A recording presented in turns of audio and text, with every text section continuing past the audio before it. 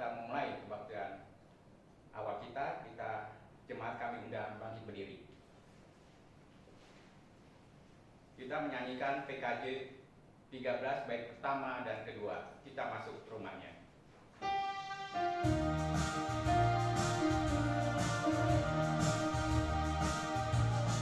Kita masuk rumahnya, berkumpul menyembah kepadanya. Kita masuk rumahnya, berkumpul menyembah kepadanya. Kita masuk rumahnya, berkumpul menyembah kepada Kristus. Menyembah Kristus Tuhan. Baik, yang kedua. Lupakanlah dirimu, arahkan hatimu kepadanya. Lupakanlah dirimu, arahkan hatimu kepadanya. Lupakanlah dirimu, arahkan hatimu kepada Kristus. Menyembah Kristus Tuhan. Kita akan masuk kebaktian kita bersatu dalam doa. Ya Allah Bapa yang berada dalam kerajaan surga, kami ucap syukur dan terima kasih atas hari ini Bapa. Penyertaan-Mu yang tidak habis-habisnya kepada kami maupun umat-Mu dimanapun berada Bapa. Bapa pimpin kebaktian ini dari awal, tengah hingga akhirnya tidak seberapa pun Bapa. Biarlah Roh turun kepada kami dan kami mengerti akan firman-Mu. Dalam nama Tuhan Yesus Kristus kami sudah berdoa dan mengucap syukur. Amin. Jemaat, kami silakan duduk kembali. Kita akan menyanyikan lagu Aku Mengasihi Engkau Yesus.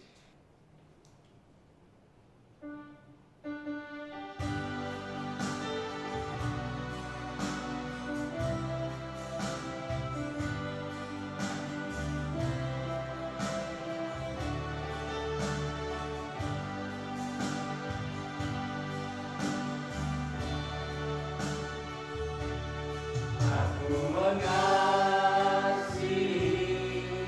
Engkau Yesus dengan segenap hatiku. Aku mengasihi Engkau Yesus dengan segenap jiwaku. Ku renungkan firman-Mu siang dan malam, ku pegang perintah-Mu dan ku lakukan. Engkau tahu ya Tuhan, tujuan hidupku hanyalah untuk menyenangkan hatimu. Aku mengasihi Engkau. Aku mengasihi Engkau Yesus dengan segenap hatiku. Aku mengasihi Engkau Yesus dengan segenap jiwaku. Ku renungkan firman-Mu siang dan malam, ku pegang perintah-Mu dan ku lakukan. Engkau tahu ya Tuhan, tujuan hidupku hanyalah untuk menyenangkan hatimu.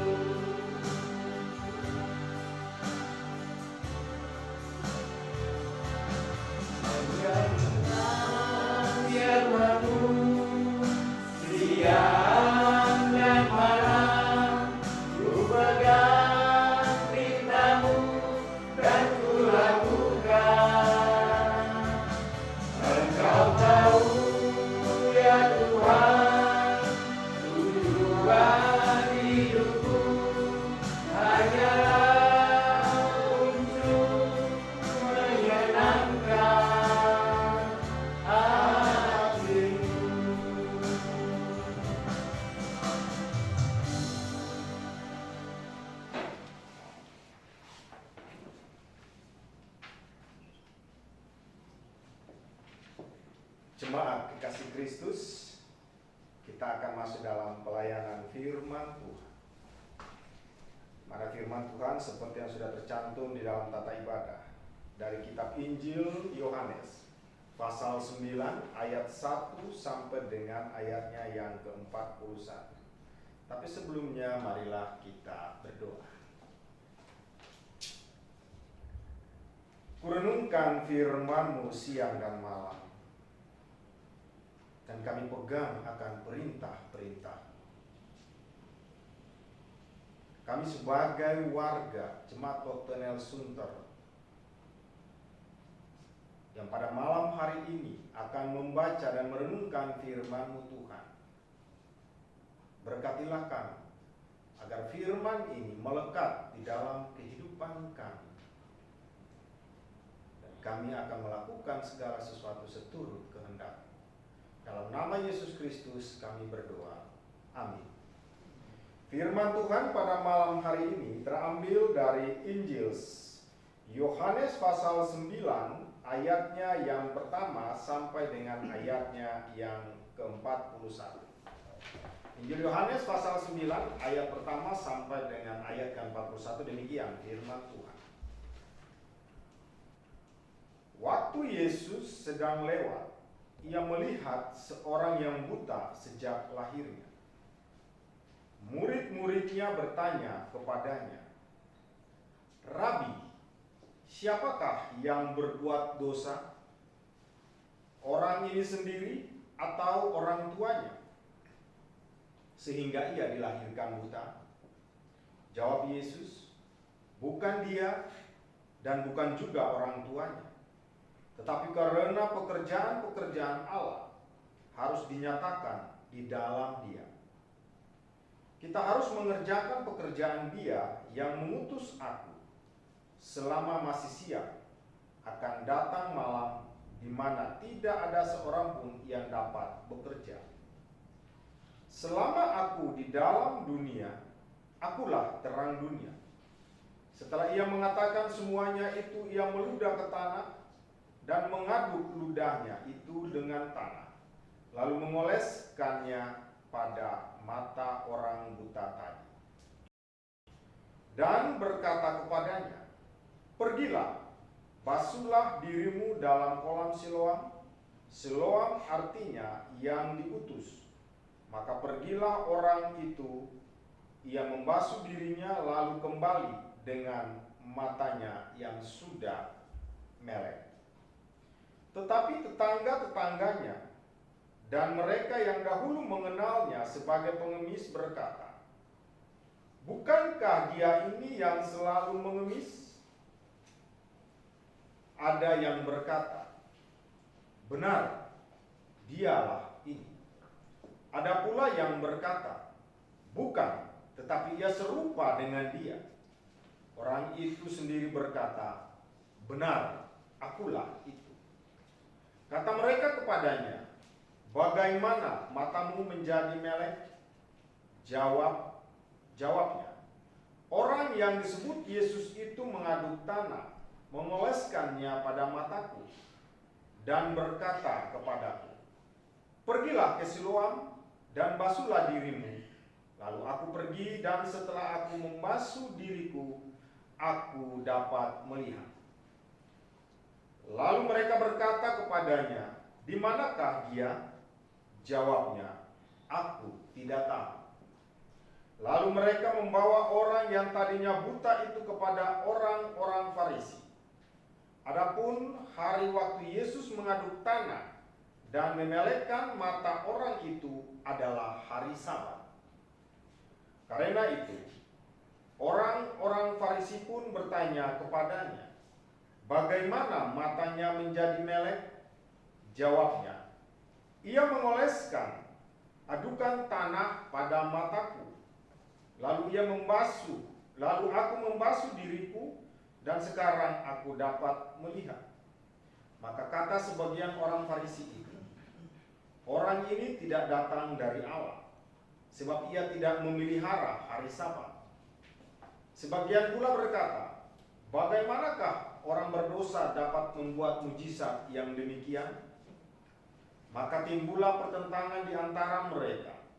Lalu kata mereka pula kepada orang buta itu, "Dan engkau, apakah katamu tentang dia? Karena ia telah memelekkan matamu." Jawabnya, "Ia adalah seorang nabi." Tetapi orang-orang Yahudi itu tidak percaya bahwa tadinya ia buta dan baru dapat melihat lagi, sampai mereka memanggil orang tuanya dan bertanya kepada mereka, "Inikah anakmu yang kamu katakan bahwa ia lahir buta? Kalau begitu, bagaimanakah ia sekarang dapat melihat?"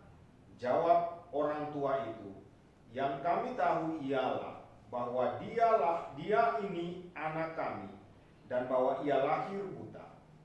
Tetapi bagaimana ia sekarang dapat melihat?" Jawab, "Kami tidak tahu, dan siapa yang memelekkan matanya, kami tidak tahu juga. Tanyakanlah kepadanya sendiri. Ia sudah dewasa, ia dapat berkata-kata untuk dirinya sendiri." Orang tuanya berkata demikian karena mereka takut kepada orang-orang Yahudi. Sebab orang-orang Yahudi itu telah sepakat bahwa setiap orang yang mengaku dia sebagai Mesias akan dikucilkan. Itulah sebabnya, maka orang tuanya berkata, "Ia telah dewasa, tanyakanlah kepadanya sendiri." Lalu mereka memanggil sekali lagi orang yang tadinya buta itu dan berkata kepadanya, "Katakanlah kebenaran di hadapan Allah. Kami tahu bahwa orang itu orang berdosa." Jawabnya, "Apakah orang itu orang berdosa? Aku tidak tahu. Tetapi satu hal aku tahu, yaitu bahwa aku tadinya buta dan sekarang dapat melihat." Kata mereka kepadanya, "Apakah yang diperbuatnya padamu? Bagaimana ia memelekkan matamu?" Jawabnya, "Telah kukatakan kepadamu, dan kamu tidak mendengarkannya. Mengapa aku hendak mendengarkannya lagi? Barangkali kamu mau menjadi muridnya juga?" Sambil mengejek mereka berkata kepadanya, "Engkau murid orang itu, tetapi kami murid-murid Musa. Kami tahu bahwa Allah telah berfirman kepada Musa, tetapi tentang dia itu kami tidak tahu dari mana ia datang." Sebab jawab orang itu kepada mereka, "Aneh juga bahwa kamu tidak tahu dari mana ia datang, sedangkan ia telah memelekkan mataku. Kita tahu bahwa Allah tidak mendengarkan orang-orang berdosa, melainkan orang-orang yang saleh dan yang melakukan kehendaknya. Dari dahulu sampai sekarang tidak pernah terdengar bahwa ada orang memelek mata orang yang lahir buta. Jikalau orang itu tidak datang dari Allah, ia tidak dapat berbuat apa-apa." Jawab mereka, "Engkau ini lahir sama sekali dalam dosa, dan engkau hendak mengajar kami?" Lalu mereka mengusir dia keluar. Yesus mendengar bahwa ia telah diusir keluar oleh mereka. Kemudian ia bertemu dengan dia dan berkata, "Percayakah engkau kepada Anak Manusia?" Jawabnya, "Siapakah dia, Tuhan, supaya aku percaya kepadanya?" Kata Yesus kepadanya, "Engkau bukan saja melihat dia, tetapi dia yang sedang berkata-kata dengan engkau. Dialah itu." Katanya, "Aku percaya, Tuhan." Lalu ia sujud menyembahnya. Kata Yesus, "Aku datang ke dalam dunia untuk menghakimi, supaya barang siapa yang tidak melihat dapat melihat, dan supaya barang siapa dapat melihat supaya barang siapa dapat melihat menjadi buta." Kata-kata itu didengar oleh beberapa orang Farisi yang berada di situ, dan mereka bertanya kepadanya, "Apakah itu berarti bahwa kami juga buta?" Jawab Yesus kepada mereka, "Sekiranya kamu buta, kamu tidak berdosa. Tetapi karena kamu berkata, kami melihat, maka tetaplah dosa." Demikian pembacaan firman Tuhan. Terpujilah Tuhan kita Yesus Kristus. Shalom Bapak Ibu yang diberkati oleh Tuhan. Shalom. Di malam hari ini kita sudah membaca firman Tuhan dari Injil Matius pasal 9 ayat 1 sampai dengan ayatnya yang ke-41. Nah, dan malam hari ini kita akan merenungkan atau kita akan belajar dari tema yaitu buta hati meski melihat. Buta hati meski melihat. Nah, Bapak Ibu yang diberkati oleh Tuhan, pada minggu Prapaskah yang kedua ini, kita akan lihat karya-karya penyelamatan Yesus, di mana Yesus sedang menunjukkan diri Dia sebagai Mesias.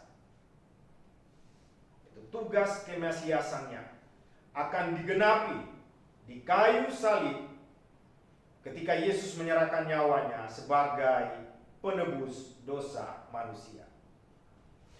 Nah, Bapak Ibu yang diberkati Tuhan, mata adalah organ penting yang dibutuhkan oleh manusia untuk melihat semua yang Tuhan ciptakan dan yang ada di sekitar manusia. Dan manusia pun juga sangat membutuhkan mata yang sehat dan bisa melihat dengan jelas. Nah, agar manusia dapat melanjutkan akan segala aktivitas kehidupannya. Namun pada kenyataannya, tidak semua yang lahir ke dunia ini sehat, normal, baik secara jasmani. Masih ada juga bayi yang lahir dengan organ yang kurang. Salah satunya yang lahir dengan kekurangan organ yaitu buta sejak lahir. Nah, bayi yang lahir dengan gangguan bahkan kekurangan pada organ matanya dan dinyatakan tidak dapat disembuhkan akan mengalami kebutaan. Kebutaan secara fisik membuat orang tidak mampu melihat benda-benda yang ada di sekitarnya. Ada banyak penyebab sehingga orang mengalami kebutaan pada matanya. Namun kebutaan bukanlah akhir dari sebuah perjalanan kehidupan. Kebutaan itu bukanlah akhir dari sebuah perjalanan kehidupan. Sekalipun matanya buta, tidak mampu melihat secara fisik, namun Tuhan mengaruniakan mata hati yang mampu melihat apapun lebih tajam dan mendalam apa yang ada di sekitar. Bapak Ibu yang diberkati oleh Tuhan, kalau kita tadi sudah membaca ayat 1 sampai dengan ayat yang ke-41, di sini kita lihat bahwa pemahaman seperti itu terlihat juga dalam pikiran para murid. Pada ayat yang kedua dikatakan bahwa mereka mempertanyakan siapakah yang bersalah saat mereka melihat akan pengemis yang buta sejak lahir. Nah, pada Injil Yohanes pasal 9 ayat 1 sampai 41 ini mau menceritakan bagaimana orang beriman kepada Yesus. Nah, orang buta sejak lahir, disembuhkan oleh Yesus. Tindakan Yesus itu menimbulkan pro dan kontra. Karena kenapa ada pro dan kontra pada saat Yesus menyembuhkan mata orang buta itu? Sebab peristiwa itu terjadi pada saat hari Sabat. Hari Sabat kan adalah hari yang paling sangat dihormati oleh orang Yahudi. Nah, disitulah sehingga dikatakan bahwa dia atau Yesus itu tidak memelihara akan hari Sabat. Nah, hal inilah yang membuat terbelahlah masyarakat, terpecah masyarakat yang ada saat itu. Ada yang pro Yesus, termasuk si buta yang mengatakan bahwa ia adalah seorang nabi. Yang kontra itu mengatakan bahwa orang ini tidak datang dari Allah sebab ia tidak memelihara hari Sabat. Nah, situasi itu justru dipakai oleh si mantan buta ini untuk menjelaskan siapa Yesus sebenarnya. Awalnya si buta ini menyebut bahwa dia mengatakan bahwa sang penyembuh itu, orang itu disebut Yesus. Nah, sebutan ini tidak mempunyai wibawa apa-apa. Tetapi ketika didesak orang Farisi yang bertanya kepada dia mengatakan bahwa Yesus itu adalah seorang nabi. Nah, penjelasan itu tidak meredakan suasana, tapi justru semakin ricuh. Nah, heboh dan memanasnya sehingga mereka, para orang Farisi itu menyelidiki lebih jauh lagi kepada orang tuanya. Ya, mereka mungkin ingin mengintimidasi juga orang tuanya. Ya, seperti yang tadi sudah kita baca, situ kan, bahwa karena kalau orang itu bertanya kepada orang tua dan orang tua itu masih mau membela anaknya, maka hukum Yahudi pada saat itu orang tua akan dikucilkan. Sehingga orang tua menyatakan, orang tua si buta yang sudah sembuh itu menyatakan kepada orang Farisi itu bahwa tanyakanlah kepada dia karena dia sudah dewasa. Ya. Tanyakanlah kepada dia karena dia sudah dewasa. Nah, di situ pun juga si mantan buta ini juga tidak mau kalah ya dengan apa yang disampaikan oleh orang Farisi itu kepadanya, sehingga ia tetap teguh membela diri dan makin yakin pendiriannya. Nah, di sini bahkan ia juga menyindir mereka, para orang Farisi itu. Dia katakan, barangkali kamu mau menjadi muridnya juga. Ya. Barangkali kamu mau menjadi muridnya juga. Nah, dengan apa yang dia sampaikan kepada orang Farisi itu, sehingga ia diusir, ia dikucilkan. Ya. Tapi di sini kita lihat, sekalipun si mantan buta itu, di sini tidak disebutkan nama ya, cuma orang buta aja. Jadi bisa memakai istilah si mantan buta, artinya dia bisa melihat kembali lagi. Dia mengucapkan janjinya bahwa aku percaya Tuhan. Ya, dia meyakini bahwa imannya, dengan imannya sungguh bahwa dia percaya Tuhan. Sebab dialah anak manusia yang telah membuat hidupnya baru. Nah, di sini kita bisa melihat proses imannya yang bertumbuh dari si mantan buta ini. Nah, Bapak Ibu yang diberkati oleh Tuhan, jadi konflik karena persoalan itu antara lain, ya, konflik karena persoalan itu, ya, yang sudah kita lihat dalam perikop yang tadi kita baca dari orang Yahudi dan kaum Farisi itu, di mana mereka tidak mau menerima akan mujizat Yesus, yaitu memelekkan mata orang buta sejak lahir. Mereka di situ mereka tidak mampu melihat penyembuhan sebagai karya penyelamatan Tuhan.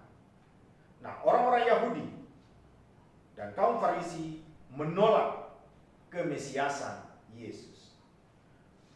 Ketika ia memelekkan mata orang buta sejak lahir, karena Yesus menyembuhkannya itu pada hari Sabat. Yesus dianggap tidak menghormati hari Sabat. Ya. Bagi mereka, ya Bapak Ibu yang diberkati oleh Tuhan, tidak mungkin orang yang tidak memelihara hari Sabat itu datang dari Allah. Itu menurut pemahaman mereka. Karena itu orang-orang Yahudi dan orang kaum Farisi itu menganggap Yesus itu tidak datang dari Allah. Karena mereka melihat sendiri sosok Yesus, ya. Mereka melihat sendiri sosok Yesus dan karyanya itu yang Allah kerjakan, yang sedang Allah kerjakan gitu. Jadi mereka tidak seperti itu, akan tetapi mereka itu buta terhadap jati diri Yesus. Ya. Jadi mereka melihat sosok Yesus dan karya Allah yang sedang dikerjakannya, akan tetapi mereka itu buta akan jati diri Yesus karena mereka tidak melihat siapakah Yesus dan misi Yesus yang Yesus menjalankan itu untuk menyelamatkan manusia. Nah, itulah. Jadi Jadi ada persoalan karya yang sudah Yesus perbuat tetapi dipersoalkan oleh orang Yahudi maupun kaum Farisi. Nah, Bapak Ibu yang diberkati oleh Tuhan, mengapa, ya kalau kita melihat konteks kita pada saat ini, mengapa ada orang yang mengaku mengenal Tuhan tetapi mengalami kebutaan rohani? Ya. Orang itu mengatakan dia mengenal Tuhan tetapi mengalami kebutaan rohani. Nah, karena dia tidak membuktikan dia sungguh-sungguh mengenal Tuhan, ya. Karena pengakuan dia tidak membuktikan bahwa dia sungguh-sungguh mengenal Tuhan. Jadi setiap kita pernah melihat ada orang yang mengaku Kristen, ya, yang mengaku Kristen, tetapi belum tentu ada Kristus di dalamnya. Ya. Kemudian orang yang mengaku Kristen belum tentu ada kehendak Kristus yang diutamakan di dalam dirinya. Itu sama seperti ahli-ahli Taurat dan orang-orang Farisi. Mengaku dia ahli, mengaku dia mengenal Allah yang sebenarnya, tetapi faktanya justru tidak mengenal siapa Yesus itu. Nah, Bapak Ibu yang diberkati oleh Tuhan, oleh sebab itu, di dalam kehidupan kita sebagai anak-anak yang diberkati oleh Tuhan, janganlah kita sama seperti orang Farisi dan kaum Yahudi itu. Yang saat ini kita katakan bahwa kita ini orang Kristen, kita percaya Kristus, tapi kita tidak mengenal siapa itu Kristus sebenarnya. Kita tidak memahami siapakah Yesus itu sebenarnya. Itulah yang membutakan mata rohani kita.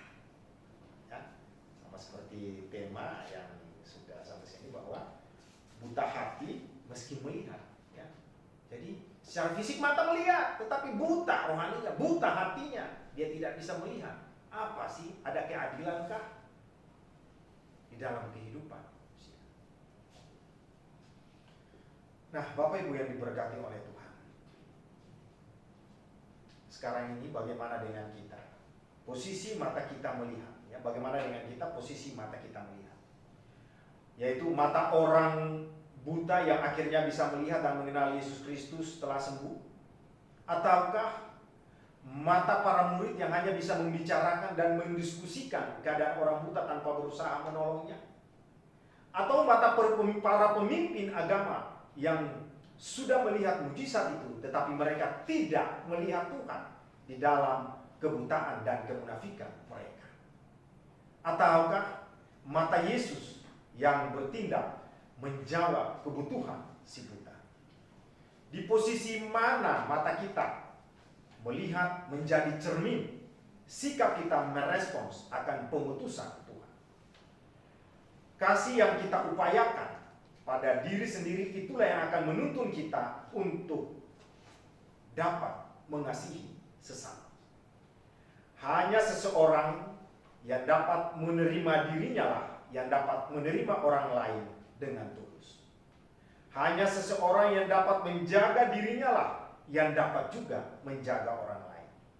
Jadi janganlah kita buta akan mata hati rohani kita, karena sudah dikuasai oleh ilahi zaman yang membutakan, ya kan? Sehingga tidak dapat melihat cahaya Injil tentang kemuliaan Kristus yang adalah gambaran Allah. Nah, mata adalah pelita tubuh. Jika mata saudara-saudara baik maupun saya, maka teranglah seluruh tubuh kita. Tetapi jika mata kita jahat, gelaplah seluruh tubuh kita. Tuhan Yesus memberkati. Amin.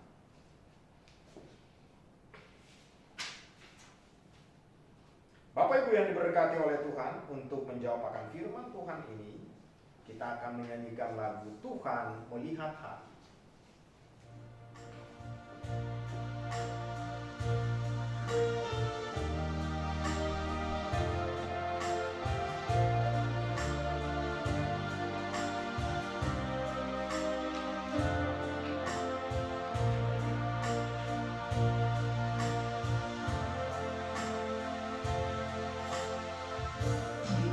Hatiku menjambamu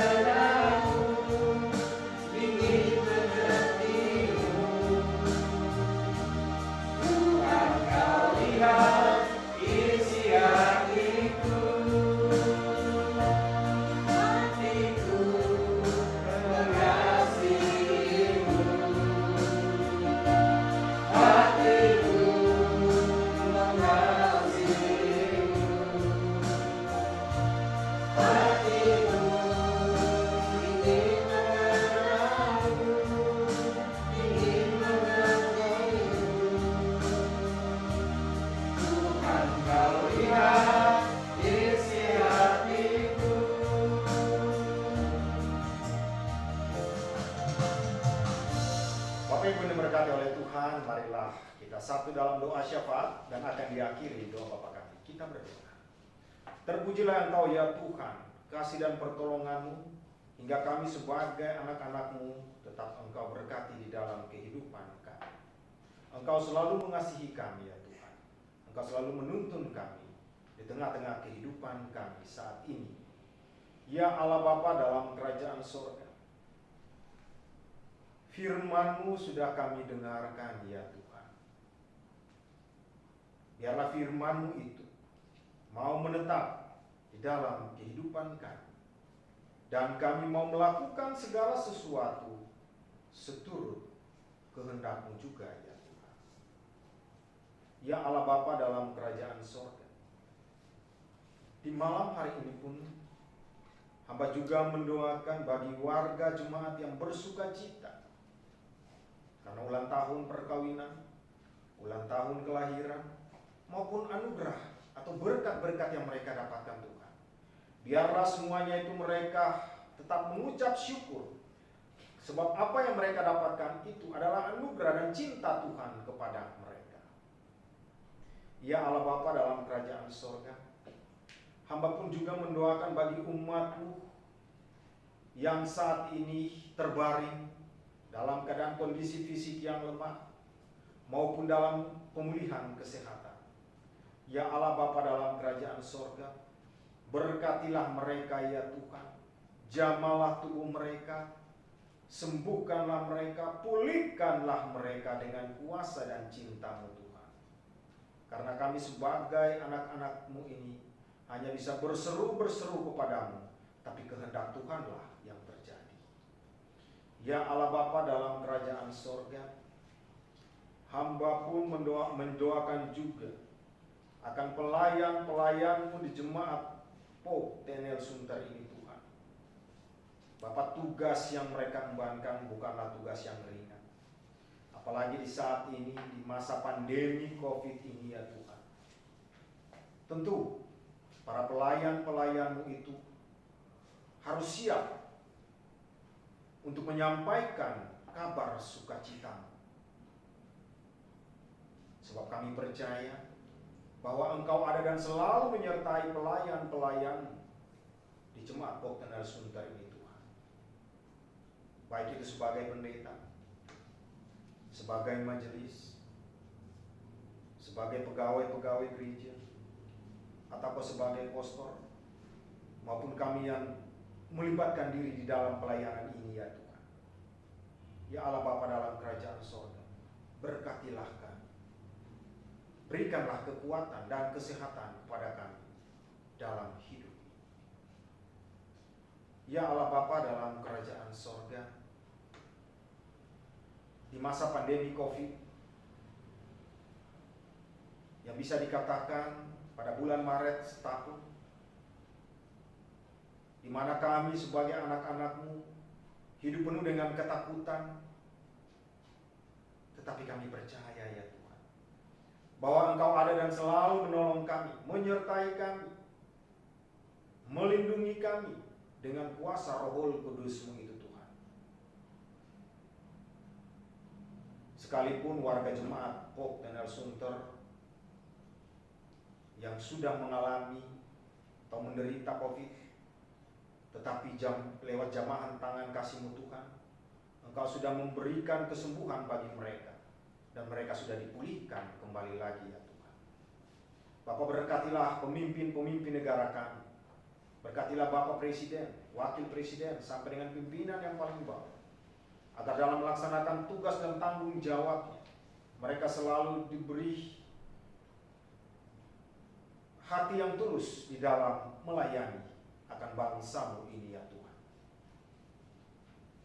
Ya Allah Bapa dalam kerajaan sorga, inilah doa dan permohonan yang kami naikkan kepada-Mu. Dengarkan ini ya Tuhan, dan jawablah ini seturut kehendak. Dalam nama Yesus Kristus yang sudah mengajar kami berdoa secara bersama. Bapa kami yang di surga, dikuduskanlah nama-Mu, datanglah kerajaan-Mu, jadilah kehendak-Mu di bumi seperti di surga. Berikanlah kami pada hari ini makanan kami yang secukupnya, dan ampunilah kami akan kesalahan kami, seperti kami juga mengampuni orang yang bersalah kepada kami. Dan janganlah membawa kami dalam pencobaan, tapi lepaskanlah kami daripada yang jahat. Karena Engkau-lah yang punya kerajaan dan kuasa dan kemuliaan sampai selama-lamanya. Amin.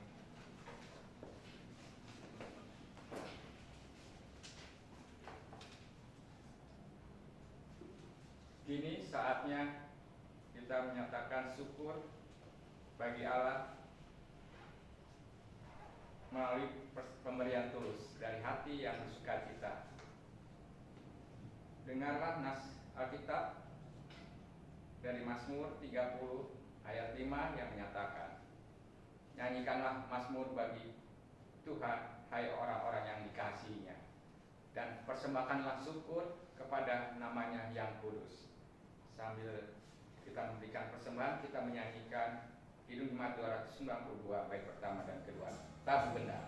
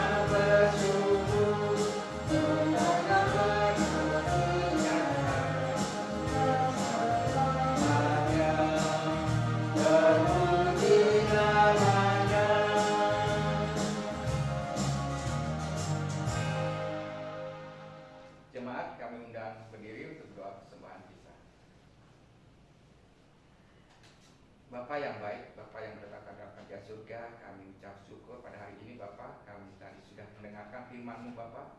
Biarlah kami dapat melakukan dalam kehidupan kami sehari-hari maupun dimanapun kami berada Bapa. Bapa, tadi kami juga telah memberikan persembahan Bapa. Biarlah persembahan ini untuk memperbaiki memperbesar kerajaan-Mu juga untuk pelayanan di Pokten yang Suruh Bapa. Engkau memberkati sembahan kami.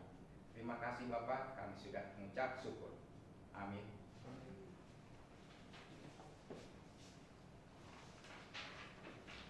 Jemaat Tuhan, pergilah dengan damai sejahtera Tuhan ke dalam kehidupanmu sehari-hari, dan lakukanlah firman Tuhan yang telah saudara dengar.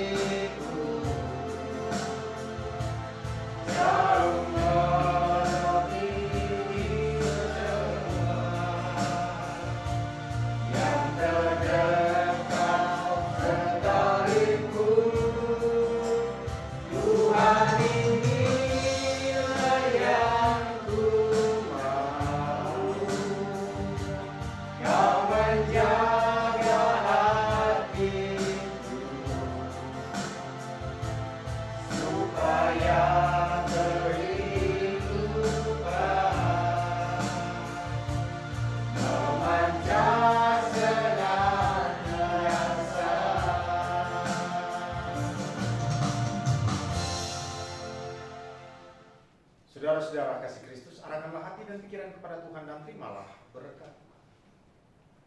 Kasih karunia Tuhan Yesus Kristus dan kasih Allah dan persekutuan Roh Kudus menyertai kita sekalian. Bapa, terima kasih.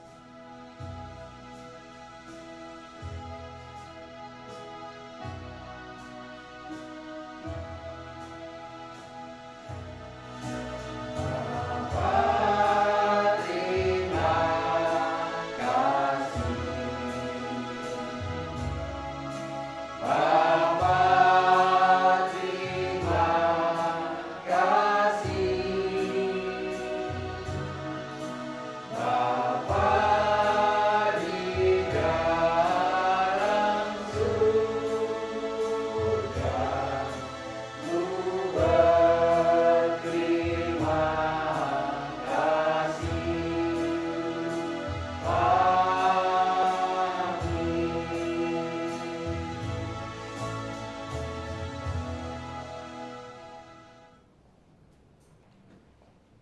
Ibadah selesai, Tuhan Yesus memberkati.